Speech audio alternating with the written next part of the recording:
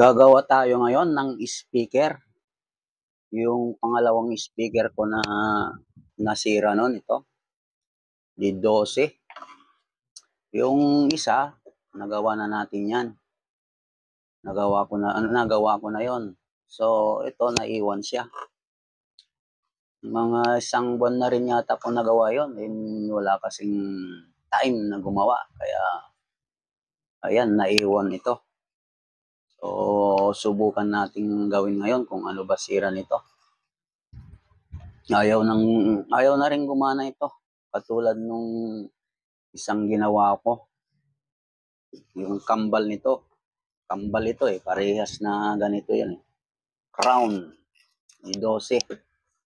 So, samahan nyo po ako.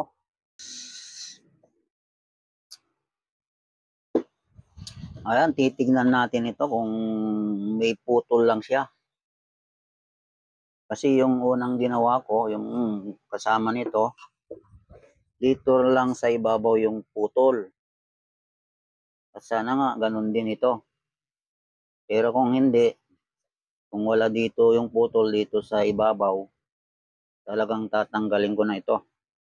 Yung voice coil niya. Ayan, natanggal ko na yung kanyang dust cap. Noon ko pa natanggal ito, yung dust cap nito.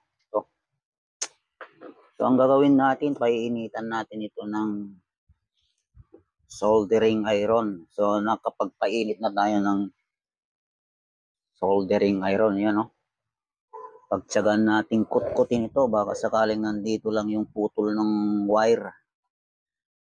Katulad nung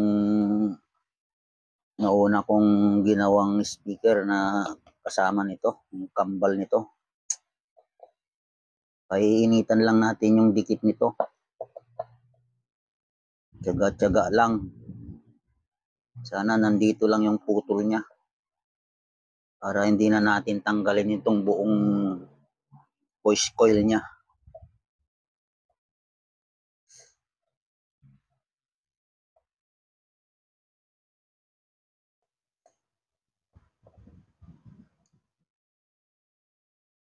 Mabusisi rin kasi yung paggawa nito.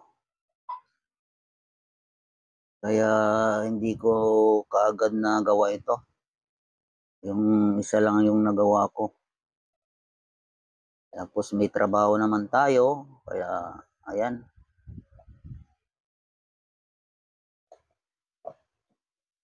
Ngayon parang wala namang utos yung mga bossing. Kaya ayan, kalikutin nga natin. Baka makuha natin dito sa ibabaw yung kanyang sira.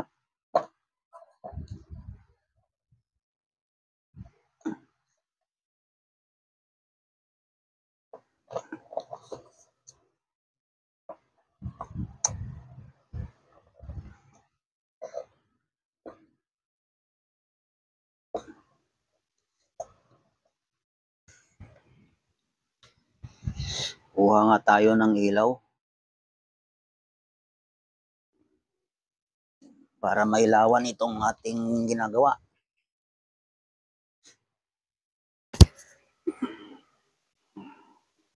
Ayan, may ilaw na tayo. Kitang-kita na.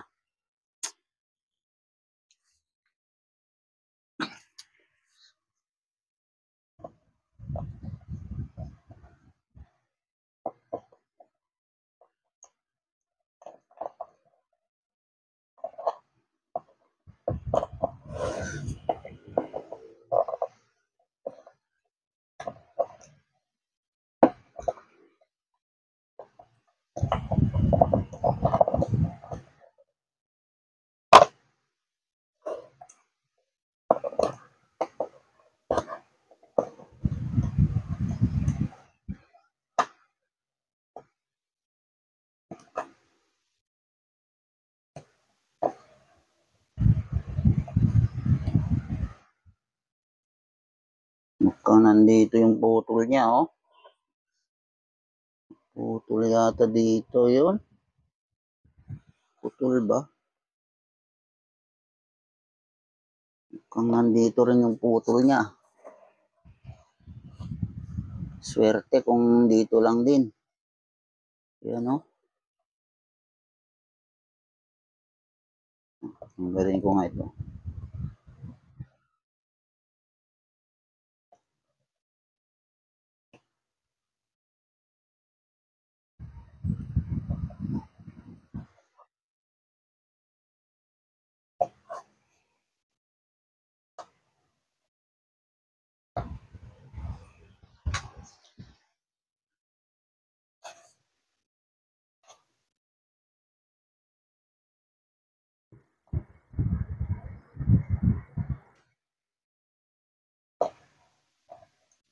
Uy, nandito ang putol niya. Sana yan lang. Dito.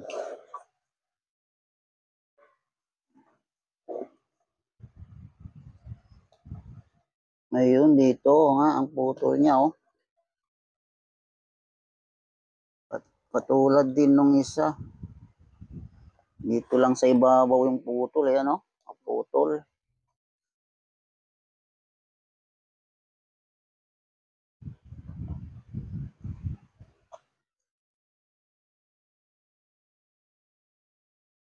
So, ihihinang lang natin ito. Napadali tayo.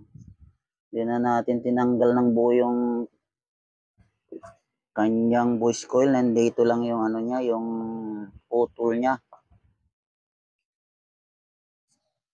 Oh, so swerte.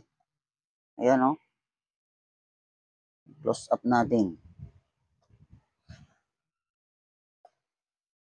Ayan.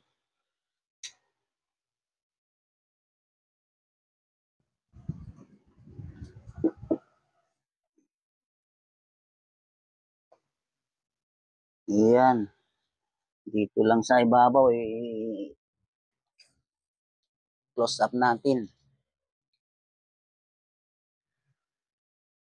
Ayan, mga idol, i-close up natin yung wire na naputol. Yan, o, nakita nyo ba ito? Yan, kadugtong nito, o. Yan. So, yan ang naputol.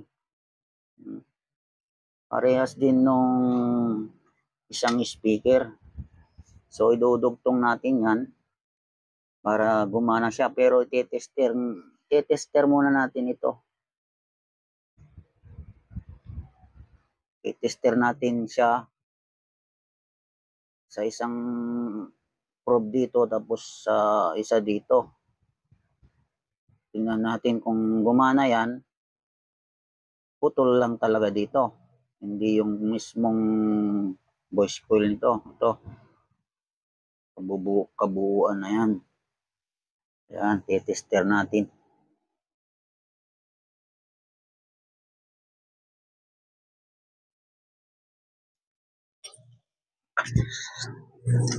Yan, kuskusin muna natin yung wire niya. Magnet wire kasi coated yan, eh. Coated, may coating siya yan. Para matester natin. Kuskusin natin yung coated niya. Sana hindi maputol dito. Kasi pag maputol dito, kukut-kutin pa natin yung ilalim niyan. Yan. Para mailabas yung wire. Sana hindi maputol dito yung nakosli na to.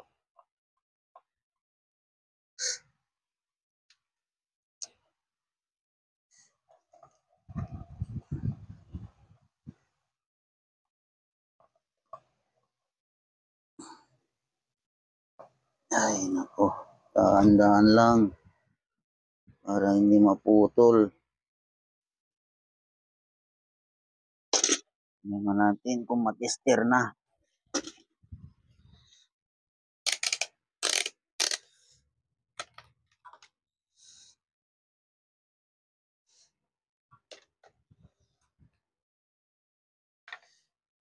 Nakaset siya ng times 10. Times 1 o times 10 na lang. Kita ba? Yan, pumapalo siya, oh. Dikit natin dito sa isa nito. O yung isa dito. Dito sa ilalim na lang. Saan na ba yun? Ayun oh, gumana oh, ito nga. So okay pa yung voice coil niya.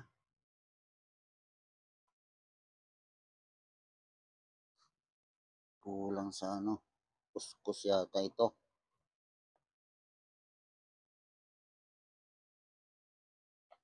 Yun oh, pumalo siya oh.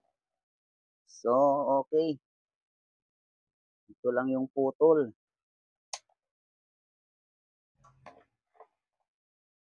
Duduktong natin yan para gumana.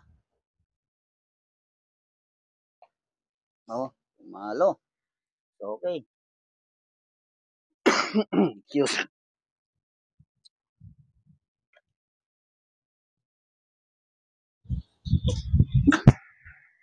Meron tayo ditong pangdugtong na wire, magnet wire. Kuskusin lang natin ng konti itong dulo niya para dumikit yung pingga.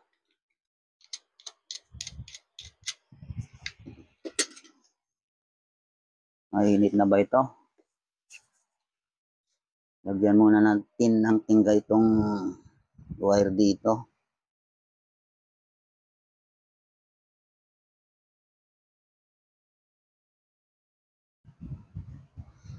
Ayaw dumikit.